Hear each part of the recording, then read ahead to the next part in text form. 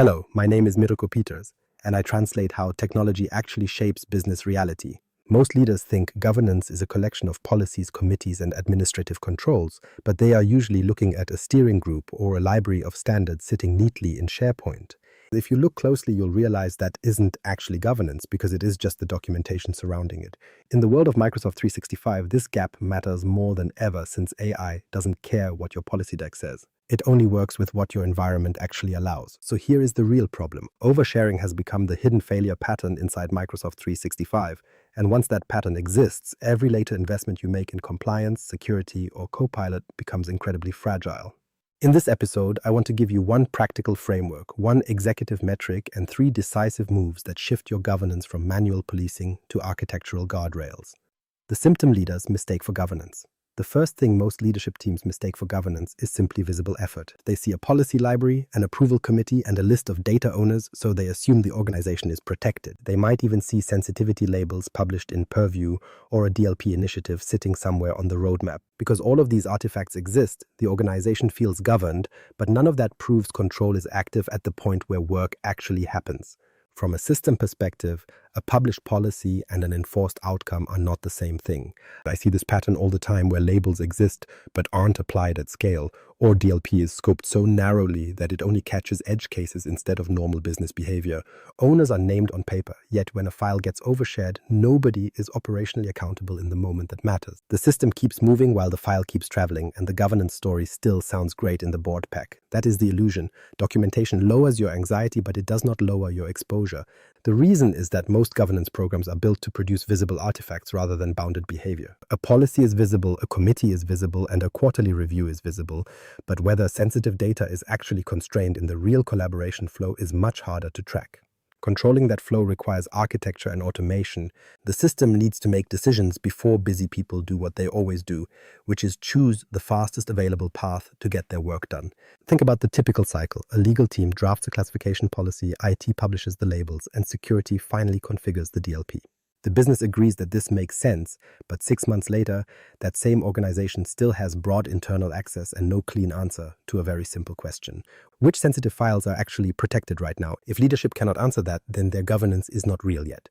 It might be well-intentioned, documented, and even audit-friendly in its language, but it is still just optional control. And optional control is fragile control. This is where a lot of board conversations go wrong. Leaders hear that Purview is deployed and retention settings are configured, so they believe the system is mature and making progress. However, the system can still be doing exactly what it was set up to do, which is allow broad collaboration unless someone manually intervenes. That is not a failure by accident, it is a system outcome. If the default path is to share first and classify later, your environment will produce oversharing at scale. When protection depends on human memory, speed will beat policy every single time. If access reviews only happen after the fact, then the business is relying on retrospective cleanup instead of real-time control. This distinction matters even more now because AI compresses the distance between access and exposure. In older models, a bad permission might sit quietly for months, but in the Copilot era, broad access becomes instant retrieval potential. All the old governance theater gets stress-tested very quickly. So let me make this plain. You do not have governance just because you have policies published, labels available, or committees meeting. You have governance when sensitive data behaves differently by default. You have it when risky sharing triggers an immediate response and when privileged access expires automatically. That is the standard. Once you see that, a lot of current governance programs look less like control architecture and more like structural compensation. They exist to reassure people that governance is happening, while the actual environment still leaves the hardest decisions to end users who are under constant time pressure. Now map that to how the business actually works today, and you can see why the illusion survives, because the system rewards visible policy more than it rewards enforced behavior. Why oversharing beats every policy deck. Oversharing wins every single time because it rides on the exact same rails as your productivity. That is the one part of the conversation most governance meetings still try to avoid. In the world of Microsoft 365, work moves through SharePoint, Teams, OneDrive, and Outlook, and now it flows through Copilot across that entire stack. If access is broad in those specific places, then oversharing isn't some weird exception to the rule. It is the natural expected output of the collaboration model you've built. Think about how a file actually lives. Someone creates a document, shares it with a small group, and that group sits inside a specific team. That team connects back to a SharePoint site, but then somebody forwards the file again or copies a link to save time. Eventually, someone clicks anyone with the link because a meeting starts in 3 minutes and nobody wants to be the person slowing down the work. Suddenly, access to that data spreads much faster than any review process can possibly respond. This is exactly why those thick policy decks always lose the fight. Policies move at the speed of a committee, but oversharing moves at the speed of business. And why is that? It happens because most organizations confuse human trust with system design. They say they trust their people, and that's fine, you absolutely should. But trust is not a substitute for engineered access. And while trust assumes people are acting in good faith, governance ensures the environment prevents avoidable exposure. These aren't competing ideas, they just solve two very different problems. The thing most people miss is that oversharing rarely comes from someone trying to do something malicious. It usually comes from totally normal behavior happening inside a badly bounded system. A manager needs feedback fast, a finance lead has a looming deadline, or a project team pulls in extra stakeholders because a decision got complicated. Every one of those individual actions feels completely reasonable at the moment. The result is what I call access drift. Once that drift exists across your SharePoint and Teams environments, your compliance position becomes unstable whether your leadership realizes it or not. Now, let's add Copilot to the mix. This is where the old tolerance for messy permissions finally breaks for good. Before AI, overshared content was dangerous, but it was usually buried under layers of digital noise. A person had to know exactly where to look, they had to search for it manually, and they had to understand the context. Bad access could just sit there quietly for years. Copilot changes that entire operating model. It doesn't actually create the permission chaos, but it reveals that chaos and scales it instantly. If broad access already exists, AI turns that passive exposure into active retrieval. Content that was technically reachable but practically invisible is now available through a simple prompt in seconds. That compresses the distance between a bad permission and a real business impact. An unlabeled HR file is no longer just sitting in the wrong folder, and a financial deck shared too broadly isn't just an untidy workspace issue anymore. These become immediate retrieval risks the moment an AI starts indexing them. Governance in the Copilot era can't just be about documentation or occasional awareness training. The environment itself now participates in data discovery, which means your weakest boundaries get amplified at machine speed. From an executive perspective, this creates 4 very practical risks you have to manage. First, you have compliance exposure, where sensitive info moves outside its intended audience without any dramatic hack. Second, there is a massive reputation risk because people lose confidence fast when AI surfaces content that was never meant to be seen. Third, you face negotiation exposure when strategic material ends up in the wrong hands. Finally, you deal with decision contamination, where teams work from overexposed, poorly bounded content that spreads bad inputs faster than you can contain them. If you remember nothing else, remember this. Oversharing is not a side issue. It is the structural condition underneath every failed governance strategy in Microsoft 365. Policies describe what you intend to happen, but oversharing simply follows the defaults. Defaults win every time, especially when people are under pressure, and especially when AI can traverse your systems faster than you can review them. The executive question is no longer whether you have governance documents. The real question is whether you have engineered the environment so sensitive data behaves differently before the business has a chance to overexpose it. If the answer is no, governance fails because control was always optional. The 10-minute breach. Let me make this concrete because this is where the conversation shifts from an abstract concern into a hard business reality. Picture a mid-sized organization with about 3,000 people, which is a pretty standard setup for finance, operations, and sales. It's a normal Microsoft 365 estate where SharePoint sites are everywhere and Teams channels seem to multiply every single week. It's the kind of environment most leaders would look at and call manageable. Inside that environment, a financial planning document gets created. It has forward-looking numbers, budget assumptions, and cost reduction scenarios. There's nothing theatrical about it. It's just the sort of file that should be tightly bounded because it affects internal confidence and market-sensitive conversations. But here's the problem. The file has no sensitivity label. That means there is no automatic protection, no encryption tied to the content, and no system-level signal telling the environment that this file needs to behave differently. The document starts its journey as an ordinary file on an ordinary path. A finance manager puts it in SharePoint and shares it with a small working group, which is completely normal. Someone in that group needs input from another team, so they drop it into a Teams chat. Then another person forwards that link to a colleague who has context on a specific cost line. Finally, someone outside the circle needs a quick review, and because the file isn't protected, an external link gets created. Now stop right there. There was no malware involved in this story, no sophisticated attacker, and no compromised accounts. You didn't see a single phishing email or a dramatic headline about a data intrusion. All you had were unmanaged defaults moving at the speed of a normal workday.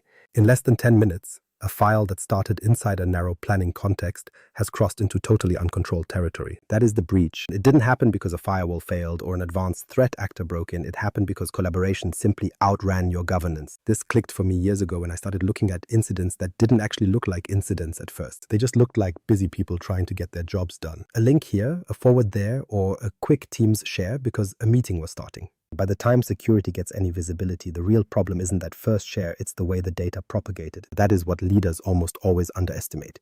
The first action is rarely the issue, but the propagation is what kills you. Once access starts expanding through SharePoint and external links, your review process is already miles behind the event. The system is doing exactly what it was allowed to do. It just wasn't constrained in the places that actually matter. The business outcome of a situation like this gets expensive very quickly. An emergency access review starts and people begin frantically asking who has the file now, but nobody can answer with any certainty. Finance wants containment, security wants the facts, and legal wants to know if a reporting threshold was crossed. Suddenly you have senior leadership focused on a problem that didn't come from a bad actor. It came from architectural softness, which is why I call it the 10-minute breach. It isn't a cinematic event, it's a governance failure built from 3 specific things working together. First, there was no automatic classification, so the file entered the system as if it were low risk. Second, there was no mandatory protection, so even if someone knew it was sensitive, the system didn't enforce a different behavior. Third, there was no active interruption of risky sharing, so the environment just kept saying yes while the exposure grew. A lot of organizations still misread this lesson. They respond by launching more training or another awareness campaign to remind people to be careful with links. That might make people feel more guilty, but it won't actually reduce your structural exposure. The breach path wasn't driven by irrational choices, it was driven by speed, convenience, and a total lack of guardrails. In other words, it was a system outcome. The people inside that system were collaborating exactly the way the environment made easiest for them. If the easiest path turns a planning file into an external exposure event in under 10 minutes, then your governance isn't actually protecting the business, it's just watching the failure happen in real time. But here's the thing, this is not a people problem. It's a system outcome, not a discipline problem. This distinction matters because the fastest way to weaken a governance program is to frame oversharing as a discipline issue. Once leaders make that mistake, the entire response drifts in the wrong direction and you end up with a cycle of more reminders, more awareness sessions, and more vague language about being careful. The organization starts to rely entirely on end users making perfect decisions in imperfect conditions, which is a recipe for failure. But if you look closely, busy professionals are not operating in a calm, low-pressure environment with unlimited time for classification decisions. They are working inside a collaboration system optimized for speed, responsiveness, and throughput, and they are simply trying to move work forward.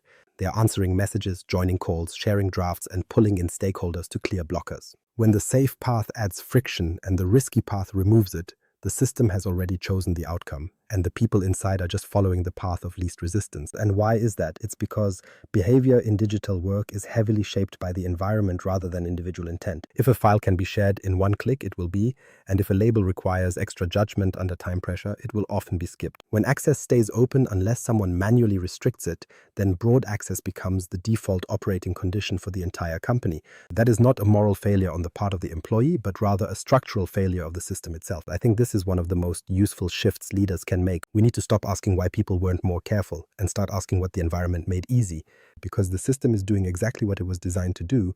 It's just not designed for what we actually need. From a system perspective, optional control is fragile control, and if classification is optional, it will always be inconsistent. If protection and review are left as choices, exposure will accumulate quietly until something visible finally forces attention. At that point, the organization calls it an incident, when really it's just delayed feedback from a weak design. This is where governance and human behavior meet in a very practical way, because people will always compensate for friction. If the collaboration model makes it hard to involve the right person, they will widen access to everyone. If the approval path takes too long, they will share the file first and try to clean up the mess later.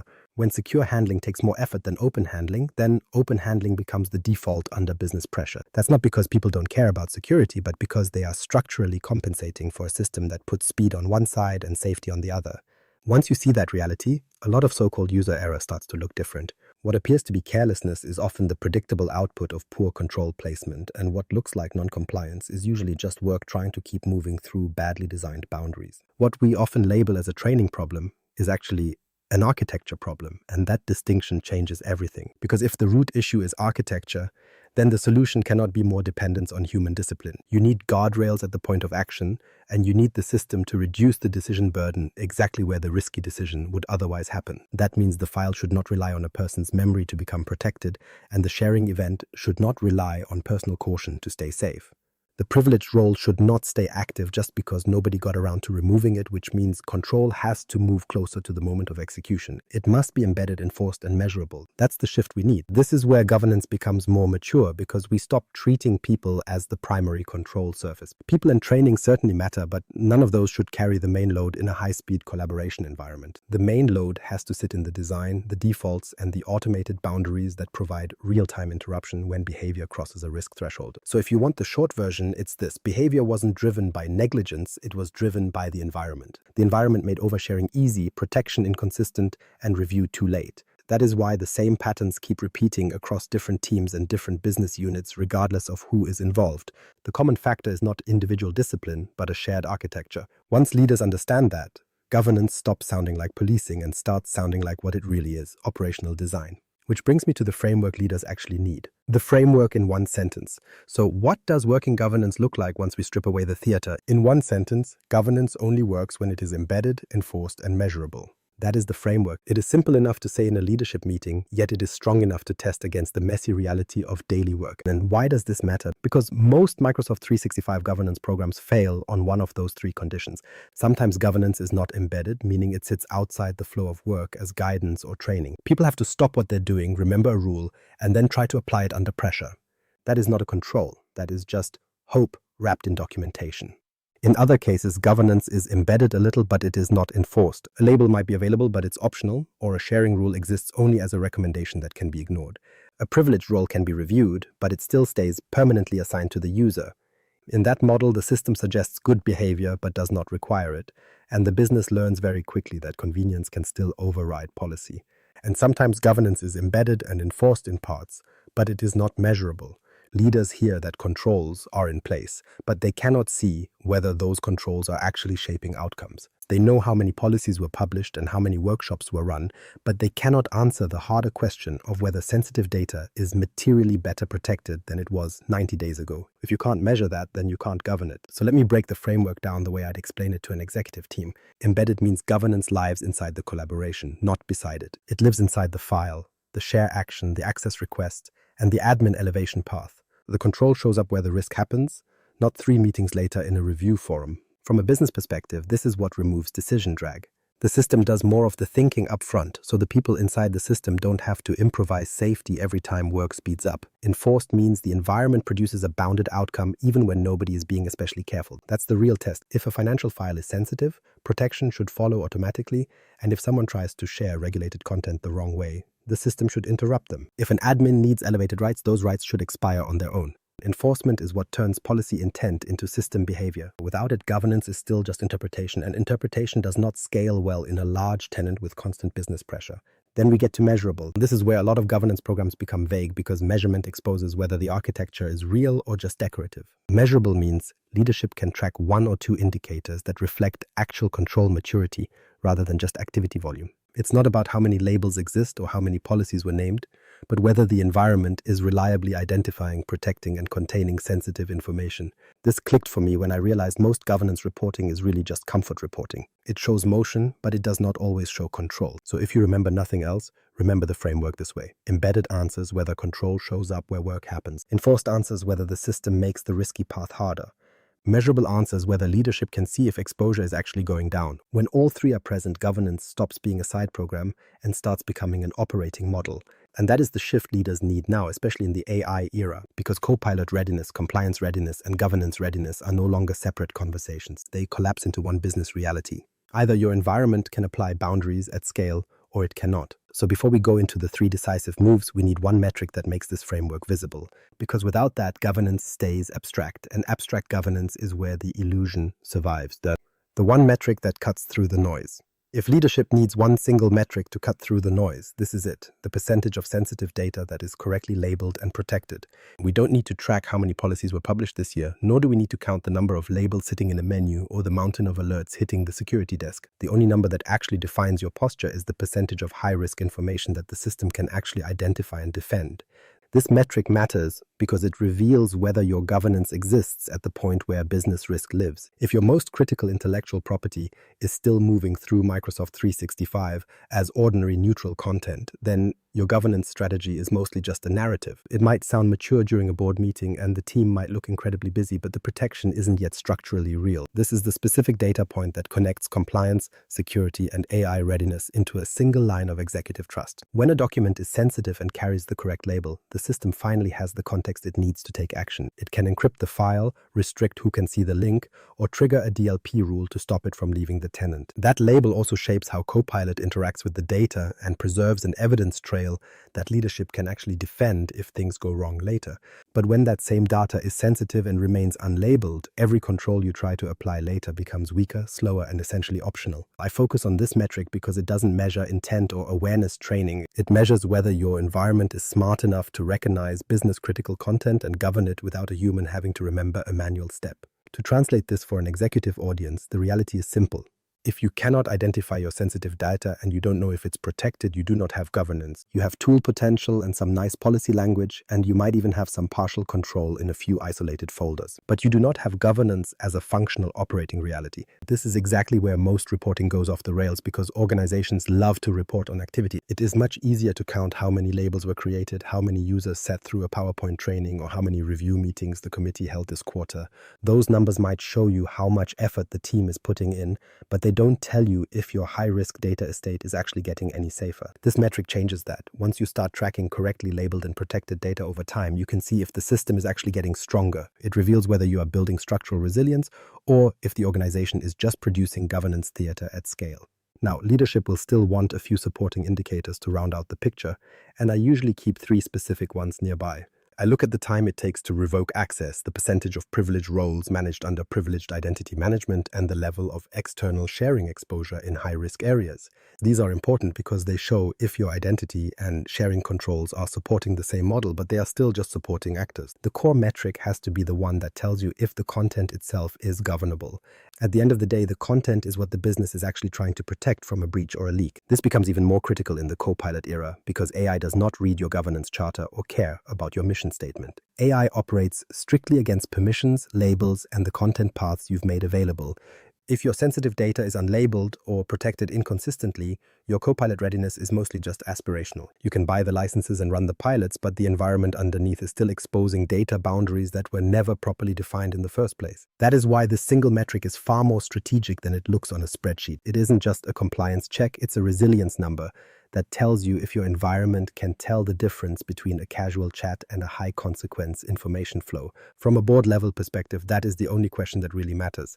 Can the business move fast without exposing the things that matter most? If that percentage is low, the answer is no, and the risk is rising every day. If that percentage is climbing, then governance is finally becoming operational, and a high sustained number is proof that control no longer depends on human memory alone. A solid governance metric has to reflect actual risk, connect directly to how the system behaves, and stay understandable without a technical translator. This one hits all 3 marks. The percentage of sensitive data correctly labeled and protected tells you if Microsoft 365 is acting like a governed enterprise platform or just a fast collaboration tool with some expensive PDFs attached to it. What working governance looks like in practice. When we move past the policy language and the dashboards full of effort metrics, we have to ask what working governance actually looks like inside the platform. To be honest, it looks boring in the best possible way. It means your data security doesn't rely on a tired employee remembering the right rule at the exact wrong moment. Working governance means the environment recognizes risk early, applies protection automatically, and interrupts dangerous sharing paths before they turn into a business crisis. The business continues to move fast, but it stays inside boundaries that are already built into the daily flow of work. If you look at how a governed environment behaves on a Tuesday morning, you'll see 5 very specific things happening. First, sensitive data is identified before broad collaboration has a chance to expand the exposure. This is vital because once a file starts moving through Teams, SharePoint, and external links, the cost of trying to contain it goes up exponentially. In a working system, high-risk content like financial records or HR data is detected the moment it's created or handled. These files shouldn't enter the stream as neutral objects while we hope someone classifies them later. The system should already know to treat them differently. Second, the protection follows the content wherever it goes. This is where weak governance models usually fall apart because they rely on a specific folder location or a local process. But we know that content moves, it gets downloaded, copied, and attached to emails constantly. If the protection stays behind while the file moves forward, your governance is already broken. In a strong model, the label isn't just a visual tag. It drives encryption and access boundaries that travel with the information itself. Third, any risky sharing triggers an immediate response from the system. We aren't talking about a report that comes out next week or an audit discussion that happens a month from now. We mean an immediate block, a warning, or a requirement for a business justification right in the moment the risk appears. This changes behavior faster than any training course because people learn very quickly what the environment will and will not allow them to do. Fourth, privileged access only exists when it's actually needed and then it disappears. This is a massive sign of maturity because it shows the organization understands the control plane. If people can change policies or sharing rules permanently just because of their job title, your governance is much softer than you think.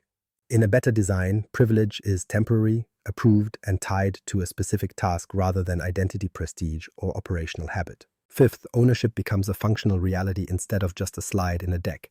The business units define what is sensitive, the platform teams translate that into enforceable controls, and the executives get exception reports they can actually understand. When something crosses a risk boundary, there is a clear, visible path for accountability.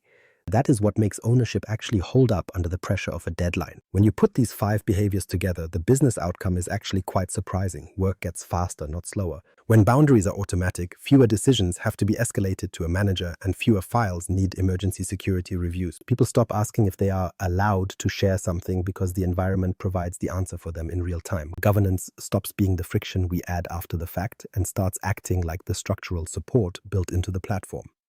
This is the shortcut that most people miss.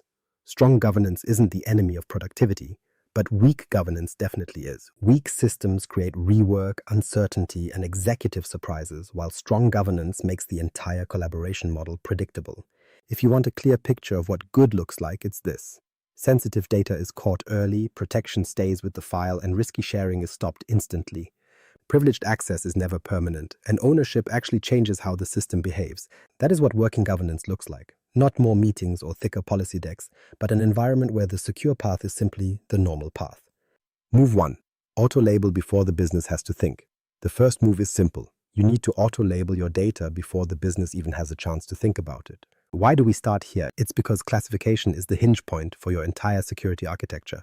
If your system cannot reliably recognize sensitive content on its own, every control you try to layer on later becomes weaker. Protection becomes an optional step. Your data loss prevention stays reactive, and your Copilot readiness is based mostly on hope. From a systems perspective, this is the exact moment where governance stops being a descriptive list and starts becoming an operational reality. Most organizations already know exactly which data classes carry the highest risk. You know, it's finance, HR, legal, and commercially sensitive material, along with regulated customer information. The categories themselves are rarely a mystery to leadership. The failure happens because the business knows the categories and security talks about them, yet the environment still waits for an individual human to classify a file correctly while they are under pressure. That is simply too late, and frankly, it is too fragile. If a finance workbook contains budget forecasts or cost scenarios, the system should not wait politely for a user to remember a drop-down menu. When an HR document contains employee identifiers or compensation data, that file should never enter broad collaboration as neutral content. If a legal draft contains contract language, the business cannot depend on manual recall to trigger the right protections. This is where Microsoft Purview becomes useful in the way executives actually care about. It isn't just a catalog of labels, it functions as a decision engine. Auto-labeling lets you define the conditions for sensitive content and apply labels based on what the data actually is rather than whether someone remembered to tag it. This matters because labels are not the end goal, but rather the trigger that tells the rest of the environment how that specific content is allowed to behave. Different content requires a different boundary and a different default setting. That is the operating principle. If you are leading this at the executive level, start with the data classes the business already understands. Do not begin with a grand taxonomy exercise that takes 6 months and produces 17 shades of sensitivity that nobody can apply consistently. Instead, focus on the data that would clearly create business pain if it were overshared tomorrow.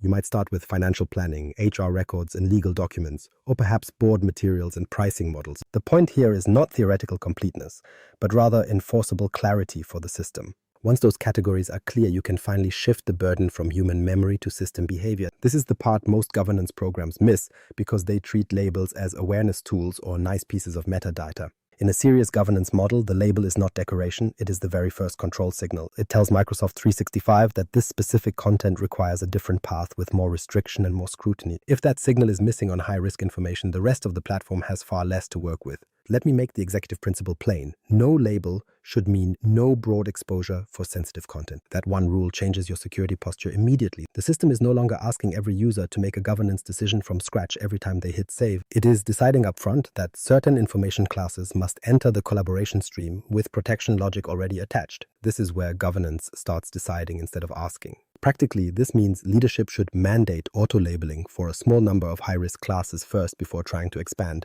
Do not try to boil the ocean. Pick the content types that matter most to your risk and compliance goals, get those right, and then measure your coverage before you scale. Once you do that, the speed of your governance increases and security happens much earlier in the process. The people inside the system stop carrying the full cognitive load of classification at exactly the moment they are busiest. That is what good design looks like. It removes unnecessary judgment from high-risk moments. In the Copilot era, this matters more than ever because unlabeled data does not stay quiet anymore. It becomes reachable, searchable, and recombinable by the AI. The cost of missing a classification is no longer just untidy governance. It is accelerated exposure.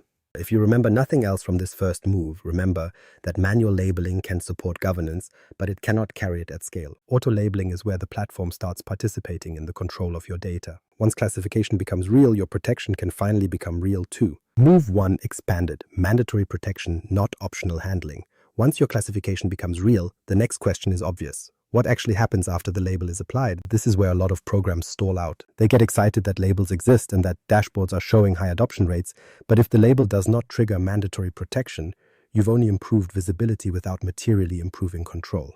That might be better than nothing, but it is still not enough for a resilient system. A label without an enforced outcome is just a signal waiting for someone else to act on it. In a fast-moving collaboration environment, waiting for someone else is usually where exposure keeps spreading. The second half of this move is mandatory protection, not optional handling. If content is flagged as sensitive, the environment should automatically apply the behaviors that match that sensitivity level. This includes encryption, access restrictions, and sharing limits. While the exact design can vary, the principle is simple. Sensitive data must behave differently by default. This shouldn't happen because a user remembers a policy, but because the system knows what the content is and has been told how to treat it. From a business perspective, this changes your entire risk model. Without mandatory protection, a labeled financial document can still end up shared too broadly because the person handling it is making judgment calls under time pressure. They might see the label, but they still have to decide whether to restrict access or use the right sharing path. The hardest control decisions are still sitting with the person who is most likely to make a mistake. That is a fragile way to run a business. With mandatory protection, the content carries its own policy with it wherever it goes. If a financial planning file moves from SharePoint to Teams or gets attached to an email, the protections are already part of the file's behavior. The environment is not asking if it should treat the file carefully, it is already doing it. This is vital because Microsoft 365 is not one single place, but a connected collaboration fabric. Content moves across SharePoint, Teams, and Outlook constantly. If your protection model only works in one location or only when a person remembers a step, you don't have resilient control. You have situational control, and situational control always breaks under scale. I'll make the executive principle very direct here. Internal convenience cannot override external exposure rules. That sounds obvious, but many environments are built the other way around. The easiest path is usually broad internal sharing and user discretion, which makes work feel fast but pushes risk downstream into emergency reviews and incident response. The better model is different. If the content is sensitive, broad exposure should require a deliberate exception rather than happening by default. This shift changes the economics of governance because the system starts with protection and forces justification only when someone wants to move outside the boundary. The common failure here is worth naming clearly. Organizations often publish labels without attaching mandatory policy outcomes that actually matter. The label exists, and people can see it, but nothing decisive happens when it is applied. There is no encryption and no durable access boundary. This creates a dangerous illusion of maturity. Leadership sees classification growth and assumes risk is going down, but classification without protection is still just soft governance. The structural result of mandatory protection is much stronger. People stop making ad hoc choices under pressure, the file behaves according to policy, and the system absorbs the decision load. The business gets a more predictable model where sensitive content has built-in friction in the right places. If move 1 is auto-labeling before the business has to think, the expanded version is simply this: make the label matter. Make it change what the content can do and who can reach it. Once classification is real and protection is mandatory, your governance moves from awareness into true control. but labeling alone is still not enough because sharing happens in real time. Move 2. DLP as an active control plane. Once your labels are real and protection becomes mandatory, you have to face the next logical hurdle. What happens when someone tries to move sensitive data in the wrong direction anyway? Because they will. It's rarely a matter of malice, but rather a system outcome of work being messy, deadlines being tight, and collaboration creating edge cases that no policy writer could have predicted. This is exactly where data loss prevention needs to stop acting like compliance wallpaper and start functioning as an operational control plane. Most organizations still treat DLP as a passive observer. They set up their policies, generate a few alerts, and maybe send a monthly report to the security team, but then everyone just sits around waiting for a human to review what already happened. That isn't governance moving at the speed of execution. It's just delayed observation. While that might be useful for an audit, it is completely insufficient for protecting a modern enterprise. If governance is going to survive under heavy business pressure, DLP has to show up exactly where the work is happening. It needs to live inside the share button, the send action, and the collaboration path right before a risky move occurs, because that is the only moment where the system still has actual leverage. After a file has moved or a link has started spreading, you aren't governing anymore. You are just cleaning up the mess. Those are two very different operating models, and one is significantly more expensive than the other. I want to make this shift plain. DLP is not a reporting layer, it is an active control layer. It should be a real-time mechanism that spots risky behavior and changes the outcome before exposure becomes the office norm. This might mean blocking an external share when a document contains protected financial data, or perhaps just warning a user that their current path requires a more secure alternative. In some cases, it means forcing a justification step so the business can move forward while still acknowledging that a risk boundary is being crossed. The specific response will always depend on the data type and the organization's tolerance for risk, but the core principle never changes. DLP must participate in the decision rather than commenting on it after the fact. This is how governance becomes immediate. The platform stops saying, "We noticed something risky happened," and starts saying, "This action is changing because this specific combination of content and destination isn't allowed without an extra control step." This posture is vital in the areas where Microsoft 365 tends to concentrate the most risk, such as external sharing and unmanaged endpoints. When files move from SharePoint into Teams and then out through email, those are the paths that actually matter for security. If your DLP is only scoped around rare edge cases, while the normal flow of risky collaboration stays wide open, you'll end up with a beautiful dashboard and a completely broken boundary model. That is the illusion of control. From an executive perspective, the value here is straightforward, because real-time DLP shortens the distance between what you intended and what actually happened. It reduces the number of events that turn into full-blown investigations and lowers the need for retrospective cleanup. It gives your team bounded flexibility instead of open-ended exposure. And it does something else that leaders often miss. It changes behavior without turning every single workday into a mandatory training exercise. People learn incredibly fast from their environment. If low-risk actions are easy, medium-risk actions require a quick explanation, and high-risk actions are simply blocked, the system starts teaching boundaries through direct action. You don't need posters or annual awareness modules when the feedback is happening in the moment work is being done. That is a far more scalable way to run a company. Busy professionals don't absorb governance from abstract PDFs, they absorb it from the friction of the tools they use every single day. When the platform makes risky sharing harder in real time, governance finally becomes part of the operational reality. This doesn't happen because the people inside the system suddenly became perfect, but because the system itself finally started participating in the protection. Most organizations eventually discover that they don't need more policy language. They need DLP to act like a control, not a commentary. Move 2 expanded. Real-time remediation changes behavior. This is the point where DLP stops being a suggestion and starts changing the actual economics of human behavior. If the only consequence of a risky action is an alert that a stranger reads 3 days later, the person doing the work still gets exactly what they wanted in the moment. The file goes out, the link is shared, and the business learns that speed is the only thing that matters. Real-time remediation flips that lesson on its head. When the system responds inside the action itself, it warns when risk is low and blocks when risk is high. It asks for a justification when there's a valid business reason, which creates immediate accountability and reshapes behavior at the exact point where policy drift would otherwise become the standard. That is the game changer that doesn't get enough attention in boardrooms. People don't just respond to policy, they respond to immediate consequences. If a broad external share is interrupted the second it's attempted, the user learns that this specific path is different. When they have to explain why a file needs to cross a boundary, they naturally pause and think. By blocking a high-risk transfer, the system removes the easiest unsafe option and changes habits far more effectively than a retrospective review ever could.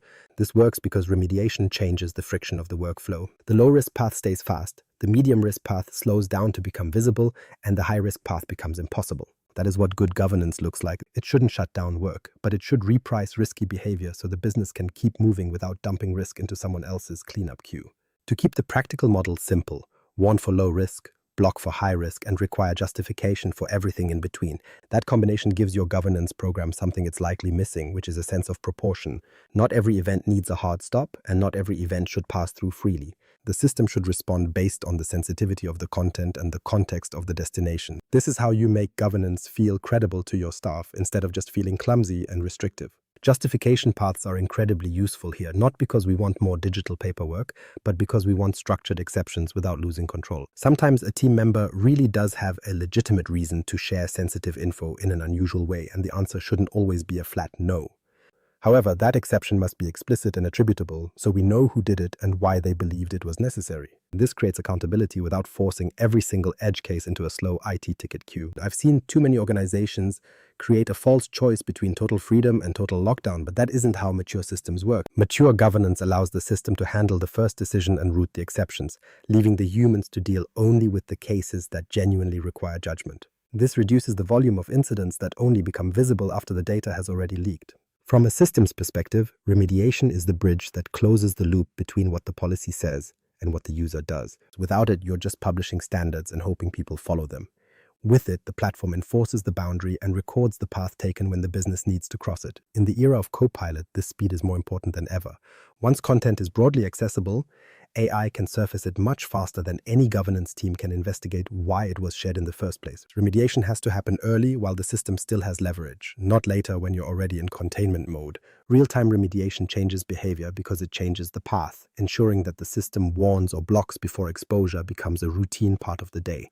That is how you move from retrospective reporting to immediate governance, which is essential when you map this to how AI amplifies oversharing. Why this matters more in the Copilot era. Now, this becomes far more relevant in the Copilot era because AI fundamentally changes the scale, the speed, and the visibility of weak governance. Before Copilot arrived, bad permissions were often just a dormant risk that existed quietly in the background. These risks were real, but they stayed buried inside deep folders, old team sites, and half-forgotten workspaces that only a few people actually knew how to navigate. Even if the exposure was there, finding that data still required manual effort, meaning a person had to know exactly what to search for and why that specific information mattered. Copilot removes that friction entirely, and it doesn't do this by breaking your security boundaries, but by operating inside the ones you already created. This is the key distinction leaders need to understand right now. Copilot does not create permission chaos. It simply reveals it and scales it at machine speed. If your internal access is too broad, Copilot works across that broad access, and if your data is unlabeled, the AI encounters that unlabeled data without hesitation. When sensitive content sits inside weakly bounded collaboration spaces, Copilot surfaces it faster than any human ever could. The issue here isn't that AI invented a new category of disorder, but rather that it turns your existing disorder into a high-speed operating reality. This is why oversharing is much more dangerous today than it was 2 years ago. A file that used to be technically reachable but practically obscure can now become contextually reachable through a simple, natural language prompt. A person no longer needs to know the exact SharePoint path or the buried folder structure to find sensitive documents. If they already have access, Copilot shortens the path between permission and retrieval, and that compression is exactly what changes your risk model. The distance between bad access and business exposure has shrunk, which means weak governance stops behaving like a background concern and starts behaving like an active operational risk. To put this in executive terms, if your tenant contains broken inheritance and inconsistent labeling, Copilot will not politely wait for you to sort that out later. It works with the reality it finds and reflects the environment exactly as it exists today. I keep coming back to this point because AI readiness is really just data boundary readiness. It isn't about prompt engineering or workshop attendance. It's about whether your environment can distinguish sensitive content from ordinary files. Can your system apply different rules automatically, and can it stop dangerous sharing paths before they become normal inputs to AI-assisted work? If the answer is no, then Copilot's value and its risks will rise together. That is the uncomfortable truth many organizations are facing as they try to grab the productivity upside of AI without maturing the collaboration environment underneath it. The system is doing exactly what it was designed to do, but it's doing it faster and with much less tolerance for messy access architecture. From a business perspective, this creates 3 immediate pressures that you can't ignore. First, retrieval risk increases because information that was quietly overshared is now incredibly easy to surface. Second, trust risk increases the moment people see AI return content that feels out of place, causing confidence to drop, even if no technical rules were broken. Third, your control maturity becomes visible, exposing whether your governance was real or just a bit of administrative storytelling. This is why so many deployments stall once the pilot phase ends and the tool moves toward broader use. The problem isn't that the tool stopped being interesting, but that the underlying permissions were never mature enough to support scale with any real confidence. Research on 2026 deployments shows that many rollouts stall between weeks 6 and 12 when these governance gaps finally surface. In regulated industries, 73% of organizations have actually paused enterprise-wide rollouts because of these data exposure concerns. This isn't just an AI adoption problem, it's a governance maturity problem that AI simply brought to light. If you want the executive takeaway, it's that Copilot doesn't care if your governance deck looks impressive. It tests whether your data boundaries are real, and if oversharing is your default condition, AI will amplify that condition instantly. Governance can no longer live in retrospective reviews, it has to live in the architecture itself. Move 3. Privileged access must be temporary. Now we get to the third move, which matters because governance isn't only about the collaboration plane, it's also about the control plane. In simple terms, Purview helps you define what content needs protection, but Entra determines who can actually change the conditions of that protection. Entra controls who can alter access or weaken the boundaries if privilege is left open for too long, which is why privileged access must be temporary. Permanent administrative access is a structural risk rather than an operational convenience. Many organizations still treat admin rights like a status symbol where someone becomes a SharePoint or Teams admin and that access just stays there forever.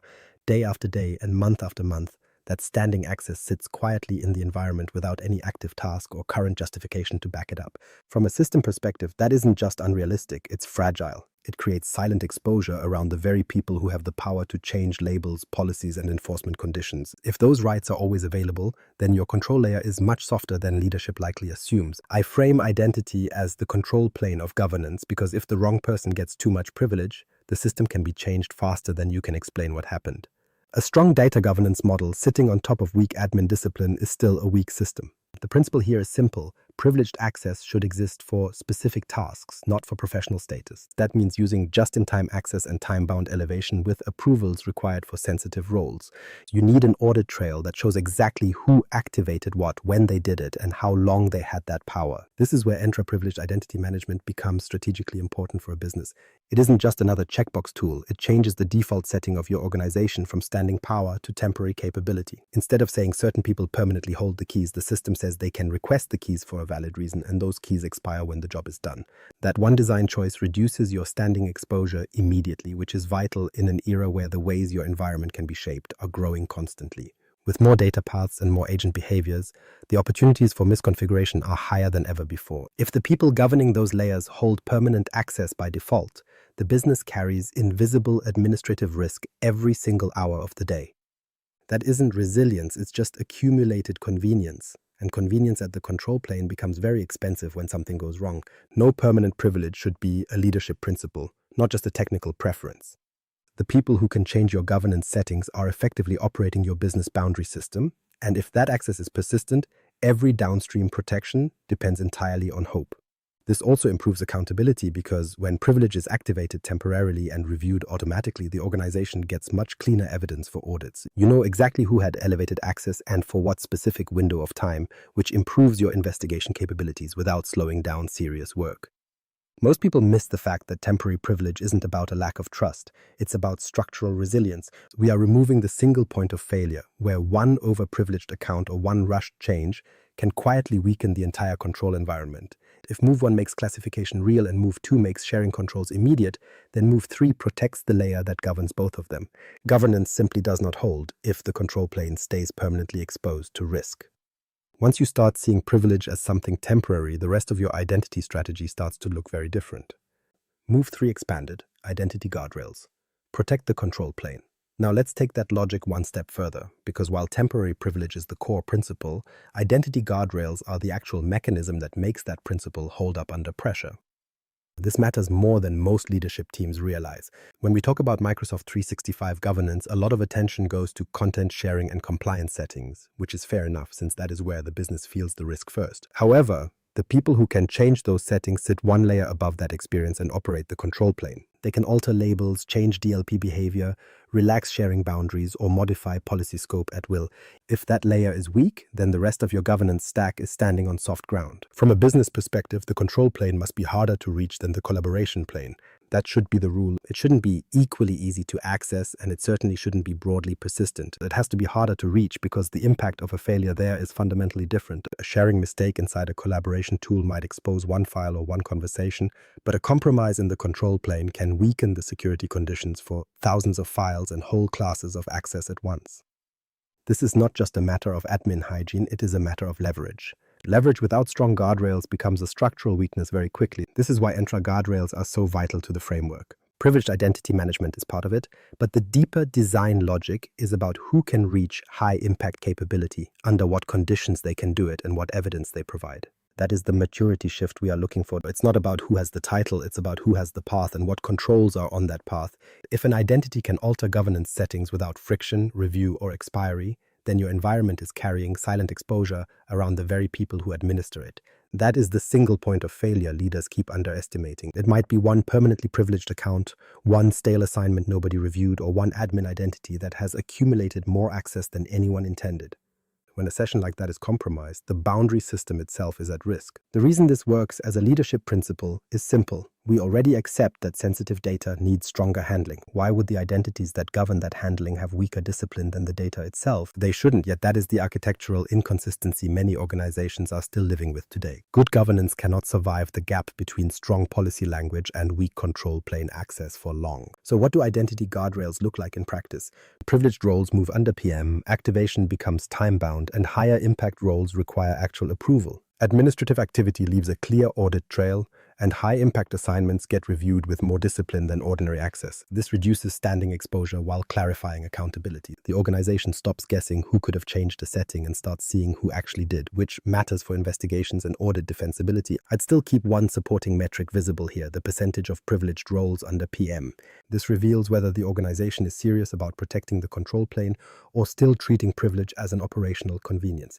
If that percentage stays low, the message is clear. The business is investing in downstream controls while leaving upstream authority too open. That is backwards. If Purview defines what needs protection, Entra helps protect the people who can alter that protection. These are not separate conversations, they are one operating model. This is where governance becomes much more than security language and turns into resilience design. You are not just protecting files, you are protecting the conditions that make file protection trustworthy in the first place. Once leaders see that, they stop treating identity guardrails like a technical detail and start recognizing them for what they are. They are the only way to keep the boundary system itself from becoming the weakest part of the architecture, and from a business perspective, that is non-negotiable. Purview and Entra are not separate programs. This is the point where a lot of organizations split the conversation in the wrong place. Purview becomes the data conversation, while Entra becomes the identity conversation, leading to different teams, different work streams, and different dashboards. On paper, that might look organized, but in practice, it usually creates a governance gap right in the middle of the architecture. And if you look closely, these are not separate programs. They are two sides of the same control model. Purview tells the environment what content matters and what kind of behavior should follow its classification. Entra tells the environment who can reach that content and under what conditions that access is allowed. One defines the boundary around information, while the other defines the boundary around identity and authority. If those boundaries are managed separately without a shared operating model, the business ends up with fragmented control. That is the core issue we have to solve. Without Purview, identity is essentially protecting access to chaos. A user can authenticate perfectly and pass every policy gate, yet they still arrive inside an environment where sensitive data is unlabeled and overshared. From a business perspective, that is just secure entry into disorder. The sign-in may be governed, but the information reality is not. The reverse is also true. Without Entra, Purview is trying to protect data on top of a weak control plane. You may classify the right files and define the right labels, but if privileged access is broad and admin identities remain permanently elevated, the policy layer itself is more fragile than it looks. Let me say it plainly. Purview without Entra gives you protected content on top of unstable authority. Entra without Purview gives you disciplined access into ungoverned content. Neither one is enough because business reality does not split data risk from identity risk. The business experiences them as one thing. The real question leaders are trying to answer is whether the right people can move quickly without the wrong people reaching the wrong information. When I say Purview and Entra are not separate programs, I mean they should not be governed as disconnected streams with occasional coordination calls. They need one executive frame, one framework, and one operating principle that is embedded and enforced. Purview embeds governance into the content path, while Entra embeds it into the access path. Purview enforces protection on files and labels, while Entra enforces protection on sign-in and administrative reach. They use different mechanisms to reach the same business outcome: structural resilience. This matters because AI does not care how your org chart is drawn. Copilot, agents, and collaboration tools all operate across the combined reality of data conditions and identity conditions. If one side matures while the other side lags, the organization still gets uneven control. You might have strong labels with weak admin discipline or strong signing controls with weak content classification. It looks like progress in separate reports, but it behaves like fragility in the actual environment. Leaders need to stop funding disconnected improvements and start mandating one control architecture. This doesn't mean the teams or the expertise have to be the same, but the mandate has to be shared. You have to ask what content needs stronger boundaries, who can reach it, and how fast that access can be revoked. Can leadership see the combined posture in business terms? That is the operating model. Once you see it that way, governance gets simpler because you are no longer trying to explain two different tools. You are explaining one reality. Data control and identity control are one business system, and leaders should run them that way. Ownership that actually holds under pressure. Once you treat Purview and Entra as a single control architecture, you have to confront the issue of ownership. This is the exact point where most governance models collapse because they treat ownership as a naming exercise rather than a structural reality.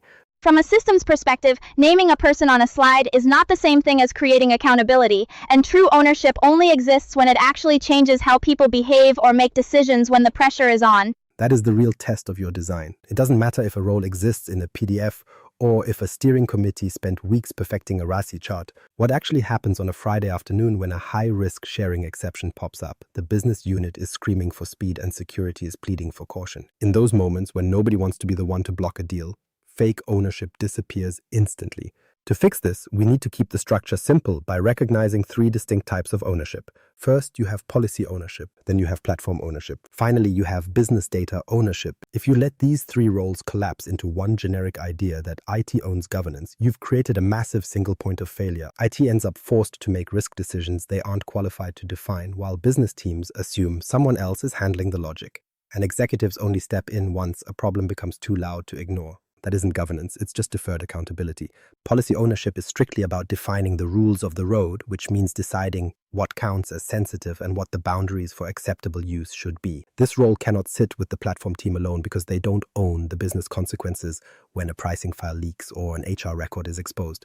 The business itself has to be the one to define what actually matters to the organization. Platform ownership is a different animal entirely. These teams translate business intent into enforceable technical controls by configuring labels, implementing protections, and connecting DLP to actual collaboration paths. They don't decide what the business values, but they do decide how that value is consistently enforced by the environment. Then we have business data ownership, which belongs to the people closest to the information. Because they understand the context of their work, they define sensitivity in business terms and validate whether a specific control model actually makes sense for their daily workflows. They carry the weight of knowing that not all information has the same consequence if it gets out. Most people miss the fact that good ownership doesn't mean everyone owns everything together. While that might sound collaborative, it is structurally weak and leads to confusion. A resilient system requires different parties to own different decisions that connect clearly enough for the system to act without hesitation. Executives then play a very specific role in this architecture. They shouldn't be reviewing every label or approving every DLP rule, but they must mandate the model and enforce discipline around exceptions. Once exceptions start piling up informally, your governance gets hollowed out from the edges until the rules don't mean anything at all. And why is that? It's because exceptions are where the real power lives in any system. Anyone can agree with the security policy in principle, but the real test is who gets to bend the rules and how visible that process becomes. If bending the rules happens privately or without a paper trail, your ownership isn't holding, it's leaking. Your operating model has to be visible to survive. Business owners define the risk tolerance, platform teams implement the evidence-based controls, and security validates the escalation logic. This is a much stronger design because no single group is pretending to carry the full weight of the problem alone. This structure also kills off the heroic governance team pattern. You've seen this before. One or two incredibly dedicated people keep the whole model together through sheer force of will and personal relationships. They chase down every decision and translate between legal, IT, and the business, and for a while it actually looks like it's working. But from a system perspective, that is incredibly fragile. It's just human middleware acting as a single point of failure. If your governance only works because a few people are pushing it manually every day, then it isn't actually embedded in your operating model yet. Ownership that holds under pressure has to survive turnover, politics, and the need for speed. It survives because the decision rights are clear and the enforcement path is automated. Leaders should stop looking at whether the org chart has names on it and start looking at whether ownership changes what the system does when a crisis arrives. If it can't hold up in a difficult moment, it was never really ownership. It was just documentation. From manual policing to architectural guardrails. Once ownership is settled, the next logical move is scalability. This is where governance models usually break because they rely on manual effort to make up for weak architectural design. Organizations start adding more reviews, more approvals, and more training sessions to check if people are following the rules, which might create the appearance of control for a short time.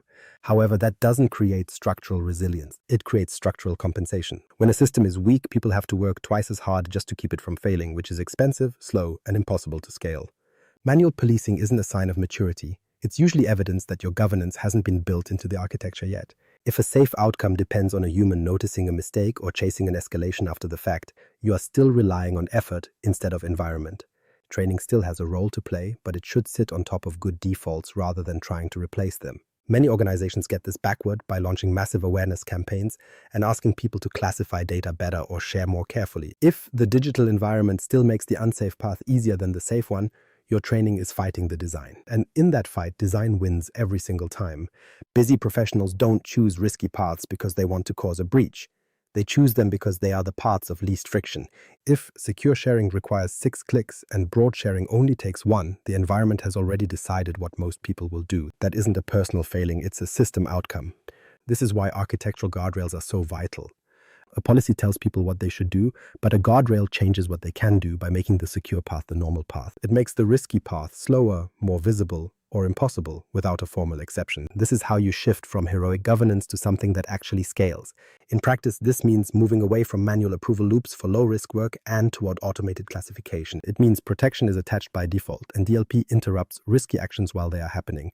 When privileged access expires automatically and inactive exceptions are reviewed by the system, you are putting control inside the workflow instead of outside of it. Governance councils and steering groups still have a place, but they shouldn't be your first line of defense. If they are, those meetings just become review theater, where a lot of talking happens, but very little changes in day-to-day behavior. Speed without structure will always find a way to root around a slow policy. The business will always find the fastest path because it's trying to move, not because it's being irresponsible. If your governance lives in a committee while the actual work lives in the tools are going to win every time. Therefore, the real decision isn't how many controls you can list, but where you choose to place them. Do you place them at the point of action, or do you wait until after the action has already happened? If you are responsible for Microsoft 365 at scale, your job isn't to build a culture of perfect memory. Your job is to build an environment where doing the right thing requires less heroism and less interpretation from your users. Guardrails reduce the decision drag that slows everyone down and limits the moments where human discipline is the only thing preventing a disaster. If you want the short version, it's this. Stop trying to govern a high-speed platform through manual policing. Use your architecture to set the boundary and use automation to hold it. Save your people for the things that require actual judgment and refinement. That is what scalable governance looks like. And once you understand that, the only question left is what you should actually mandate in the next 30 days. What leaders should mandate in the next 30 days? So now we get to the practical question of what actually happens next. If you are a CIO, a CISO, or any executive responsible for how Microsoft 365 behaves inside your business, what do you actually mandate in the next 30 days? I'm not talking about the next 3-year transformation program or another endless series of workshops. I mean, right now in the next month. The answer is actually much simpler than most organizations expect because you do not need to redesign your entire governance framework from scratch. Instead, you need to force a small number of structural decisions that make control real in one high-risk part of the environment, and then you build out from there. The first mandate is to pick the data classes that matter most to the business. You shouldn't try to categorize all data or every possible folder at once, but you should pick the classes that already carry a clear business consequence if they spread too far.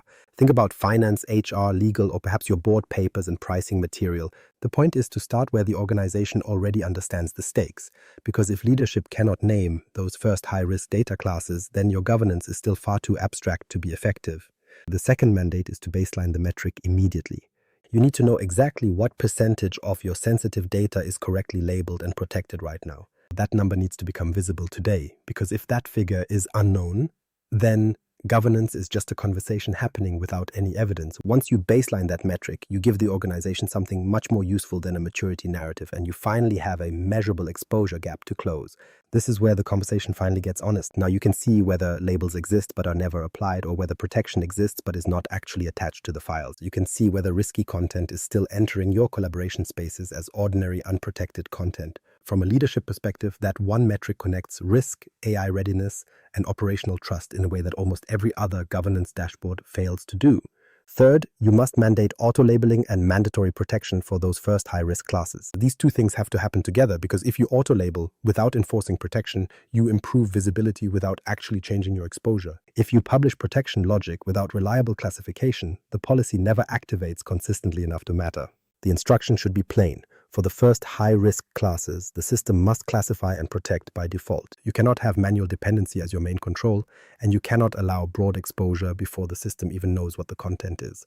Fourth, you need to tighten DLP where the work actually moves. I am talking about the real collaboration paths like SharePoint, Teams, OneDrive, and your external email routes. This isn't a theoretical policy sitting on a shelf, but rather active controls that trigger when people move files under pressure. The mandate here is not to review your DLP, but to make it intervene in the flow of risky data movement.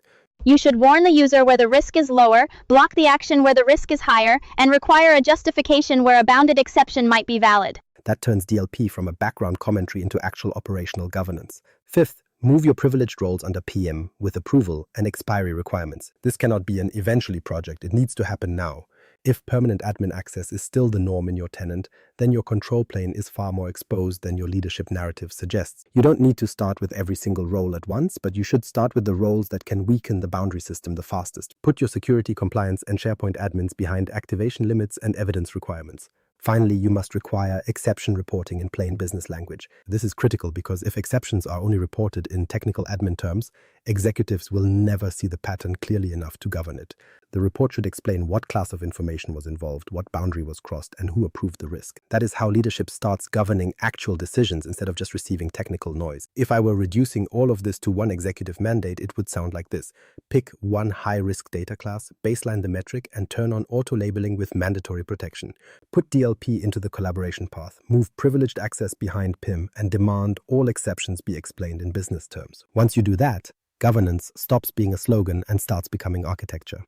What not to do next? Once leaders hear this plan, the next risk is very predictable. They often respond in ways that feel responsible and familiar, but those actions usually recreate the same fragility underneath the surface. Let me be very direct about what you should not do next. First, do not launch another awareness campaign as your main response to these risks. I am not against training people, but I am against using training as a structural compensation for a weak architecture. If the core problem is that sensitive data moves too freely and labels are optional, then no poster or webinar is going to fix that. You will just be asking busy people to manually compensate for a system that still routes them toward the most unsafe path. Training can certainly improve judgment, but it cannot reliably overcome default behavior at scale. If the easy path in your environment is still the risky path, the system will keep producing risky outcomes regardless of how many videos your employees watch. Second, do not start by rewriting your entire governance charter. This is a very common move where an organization senses risk and immediately opens a large documentation exercise. You get new principles, new diagrams, and new committee structures, and for 6 months, everybody feels busy while the environment behaves exactly the same way it did before. That is not progress. It is just administrative motion. If a file can still be overshared in 10 minutes, the charter is not the problem you need to solve first. Documentation only matters after the decisions are real. Third, do not measure your success by the number of policies you have published. This is one of the oldest governance illusions in the Microsoft 365 world, where more standards and more name controls are seen as evidence of safety. But if those policies are not embedded into how content is labeled and shared, then all you have done is expand your library of good intentions. The system is still doing exactly what it was designed to do. It just isn't designed for what you actually need. If you want a quick test for your team, ask one simple question. What exactly changed in user behavior or system enforcement because this policy exists? If the answer is unclear, then the policy is likely improving your language but not your actual control. Fourth, do not treat Copilot readiness as a separate project from your data control work. This split is one of the fastest ways to waste time and resources. Many organizations create an AI workstream in one corner and a governance workstream in another, as if AI were a new layer floating above the business. It isn't. Copilot works inside the permissions and sharing patterns you already have. So if those foundations are weak, your AI project is just accelerating access to poorly governed content. Copilot readiness is not a workshop about how to write better prompts. It is a boundary question about whether the environment can distinguish sensitive information and prevent risky exposure before the AI scales up the retrieval process. And if you can't do that, you aren't behind on AI adoption, you are behind on governance maturity. Finally, do not leave privileged access permanent just because the operations team wants speed. This is where convenience quietly becomes a structural risk for the entire company. The argument usually sounds reasonable because admins need fast access and the environment is complex, but standing privilege creates persistent exposure. Those accounts are the very ones that can weaken the control system itself, and leaving them open is a major design flaw. From a system perspective, these choices recreate the same fragility we have been talking about throughout this entire discussion. Optional labeling, passive DLP, and permanent privilege are all just different expressions of the same problem. The control exists on paper, but it remains optional the moment business pressure shows up. The discipline here is simple. Do not respond to a structural problem with more storytelling or requests for perfect human behavior. You must respond by changing the defaults of the system. Change what happens automatically, change where the friction appears, and change what requires a justification. If your next move still depends mainly on human memory and good intentions, then the governance illusion survives, it just gets better branding. The business case, control without friction. Now we need to talk about the business case because this is usually where governance gets completely misunderstood. Most leaders still hear the word governance and immediately assume it means drag, more approvals, and more waiting for things to happen. They picture more friction being inserted into work that was already moving way too slowly to begin with. If your governance is designed poorly, that concern is actually fair. But here's the thing, good governance does not slow the business down. It actually removes the need for constant negotiation by making the boundaries clear before a risky moment ever arrives. That is the fundamental difference. When the system already knows what sensitive content looks like and how it should behave, the organization doesn't have to reinvent those decisions every time a project gets urgent. Because the system understands who can move data and who can temporarily manage controls, the actual friction in the day-to-day workflow disappears. Think about the alternative most organizations are living with right now. A file gets shared too broadly by mistake, and someone notices it 3 days too late. Security gets pulled in, the business owner claims the work was time-sensitive, and suddenly compliance wants a full assessment. While IT starts tracing access, leadership has to be briefed because nobody is quite sure how far the exposure went. Now you have escalations, rework, and endless meetings that result in a total loss of confidence. All of that chaos came from a system that looked flexible at the start, but it was actually a trap. Leaders often mistake the absence of upfront control for speed. But it isn't speed, it is deferred friction. The work might look faster in the first 5 minutes, but it moves significantly slower across the next 5 days. That is not operational quality, it is a hidden cost that drains the system over time. The real business case for this framework isn't that it creates perfect control, but that it lowers decision drag by moving routine protection into the platform itself. The system pre-decides the normal boundary so that sensitive content gets labeled and protected automatically. Risky sharing gets interrupted in the flow of work, and privileged access expires instead of accumulating silently in the background. Therefore, the number of judgment calls humans need to make in the middle of ordinary work goes down. When those ordinary decisions decrease, the business suddenly has more capacity for the high-level decisions that actually deserve human attention. That is where the real value lives. You get less noise, fewer unnecessary escalations, and far fewer executive surprises that require retrospective investigations. This is also why governance supports AI adoption instead of blocking it. If your data remains mysterious and weakly bounded, every conversation about Copilot becomes a trust problem. People start asking what the AI might surface or what happens if it finds something that was technically accessible but never meant to travel that way. Once the environment becomes governable, AI becomes much easier to scale with confidence. It's not about being risk-free, it's about being governable, and that is the practical threshold every business needs to hit. Your audit posture improves for the exact same reason. It's not because the organization can say it has policies written down in a PDF somewhere. It's because you can show hard evidence that protection was applied and access was time-bound. That is a much stronger position than telling a regulator that your people were trained and owners were named. Training matters and ownership matters, but in a system audit, evidence wins every time. From a systems perspective, the deeper point is that poor governance creates structural compensation all over the business. People start inventing side processes, security teams chase incidents manually, and admins carry standing privilege because the operating model never matured. Business teams create workarounds because the official path feels unreliable and slow. None of that is efficient, and it is simply the cost of a design that pushes complexity onto people instead of absorbing that complexity into the architecture. When I talk about control without friction, I don't mean there is no friction anywhere. I mean you have the right friction in the right place for the right level of risk. Low-risk work should stay fast, while higher-risk actions should naturally slow down. The highest-risk paths should require stronger proof or just stop completely. That is what a mature operating environment looks like. It doesn't make everything hard, it just makes dangerous things meaningfully harder than ordinary things. Once that is in place, governance stops feeling like a separate burden and starts behaving like operational quality. It looks like cleaner workflows, fewer interruptions, and a lot less ambiguity. That is the business case leaders should actually care about. It isn't control for its own sake, but control that removes hidden drag and gives the people inside the system clearer boundaries with less manual effort. That is not bureaucracy, it is better design. Why this framework fits the enterprise OS reality.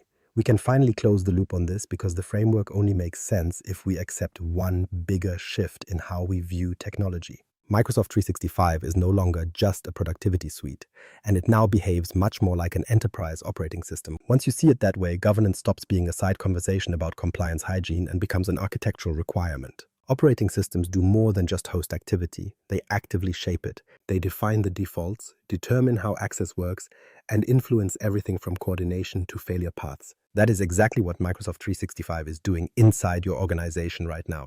It is shaping how documents move, how decisions get shared, and how authority is exercised across the board. And if Microsoft 365 is acting as the enterprise operating system, then governance cannot sit outside of it as mere advisory language. It has to shape the operating conditions of the environment itself. This is why everything in this series has been pointing toward this specific moment. Episode 1 was about the hidden chaos, and Episode 2 covered why traditional governance usually fails. Episode 3 reframed the platform as the enterprise operating layer, while Episode 4 dealt with the reality of ownership. This episode finally answers the executive question that follows all of that. What does working governance actually look like? It looks embedded, enforced, and measurable. That is the operating principle, not because it sounds neat, but because it maps directly to the reality of the platform. Embedded means governance lives where the work happens, inside Teams, SharePoint, and AI interaction paths rather than in a committee deck. Enforced means the platform carries the first burden of control so that classification happens automatically. Protection follows the content, and the system does not politely hope people will remember what matters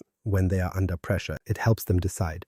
Measurable means leadership can actually tell whether the architecture is holding. It's not about whether policies were published or if training was delivered last year. It's about whether sensitive data is correctly labeled and if risky sharing is being interrupted before exposure spreads. An executive operating principle should simplify reality without hiding it. This framework does that because it matches the nature of the platform. If Microsoft 365 shapes behavior, then governance must be the thing that shapes Microsoft 365. If Copilot scales access, then governance must define the boundaries of that access. If collaboration is fast, then governance must be even faster at setting defaults than humans are at improvising around them. If the platform is where the work lives, then governance has to become part of the platform's behavior. Otherwise, you get a massive gap between the speed of work and the speed of control, and systems always expose that gap eventually. Leaders do not need more tool talk or another disconnected feature tour right now. They need design clarity. They need to know what the control model is, what is automatic, and what the exception path looks like. That is the level of clarity that actually scales. Once those answers exist, teams can translate them into Purview, Entra, and conditional access without losing the executive logic underneath. That is the real value of this framework. It is simple enough to mandate, strong enough to scale, and honest enough to expose where the illusion of control still survives. And if you take one step back, the message of this whole series is very clear. Microsoft 365 is shaping your business reality, whether you govern it or not. The only real choice is whether that shaping happens by accident through defaults and drift, or by design through architectural guardrails. That is the enterprise OS reality. If your governance model still depends on memory and manual cleanup, it isn't keeping up with the platform that is already running your business. My name is Miro Peters, and I translate how technology actually shapes business reality, which is why I want to leave you with one core truth. Governance works only when control is automatic rather than optional. Your 3 decisive moves are simple. First, you need to auto-label sensitive data and make protection mandatory through Microsoft Purview. Second, you should use data loss prevention to intervene in real time with clear warning, blocking, and justification paths. Third, make privileged access temporary through Entra PIM so your control plane is not permanently exposed to risk. In the next 30 days, do not try to redesign your entire governance strategy. Instead, pick one high-risk data class, baseline that specific metric, and make these 3 moves real for your organization. If you audited your Microsoft 365 governance the same way you audit your systems, what would you find? And more importantly, is that architecture built to sustain the business or slowly drain it over time?